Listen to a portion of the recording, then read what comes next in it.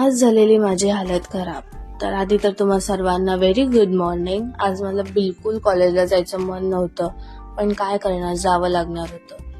मग मी लगेच बस स्टॉपवर पोहोचले. बस स्टॉपवर पोहोचल्या बस आली आणि बसमध्ये चढल्या लगेच मला सीट सुद्धा भेटली.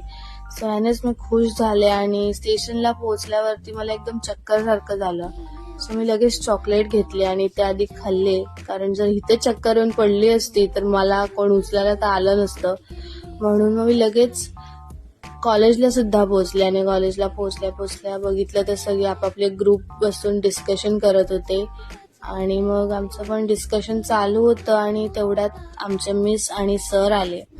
मग त्यांनी आम्हाला काही इन्स्ट्रक्शन्स दिले, काय कुठे चुकतंय वगैरे, आपण इथे चुकलो नाही पाहिजे, असं तसं. आणि मग तेवढ्यात ह्या लोकांची डान्स प्रॅक्टिस सुरू झाली.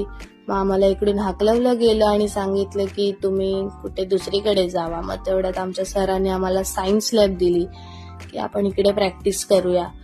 मग आम्ही सगळे डिस्कशन केलं, स्क्रिप्ट्स बनवल्या आणि मग स्क्रिप्ट्स वगैरे लर्न केल्या, सरांना दाखवल्या. आणि आमच्या कॉलेजमधला हा नमुना बघा, त्याला काहीच नाहीये, म्हणजे तो इतका स्क्रिप्टसाठी हावराय ना हा, म्हणजे त्याला किती पण स्क्रिप्ट द्या हा करेल, बिंदास करेल, याला काही टेन्शन नाही. हा एकदम इन्स्टंटली स्क्रिप्ट काय बनवतो, एक्सप्रेशन सोबत पूर्ण कॅरेक्टर मध्ये शिरूनच जाईल काही. म्हणजे तो अँकरिंग कमी आणि त्या अँकरिंग मध्ये नाटक जास्त करतोय, पण सही आहे, एन्जॉय करतो आणि आम्हाला पण एन्जॉय करवतो, मस्ती करतो आम्ही भरपूर. आणि मग आम्हाला मस्त वडापाव ट्रीट दिली आमच्या मॅडमनी आणि मग आम्ही ती एन्जॉय केली आणि मग निघालो घरी. घरी जाताना सुद्धा बस स्टॉपवर पोचल्या बस आली आणि मग लगेच मला सीट सुद्धा भेटली. म्हणजे वेटिंग करण्याचं इश्यूच संपलाय आता.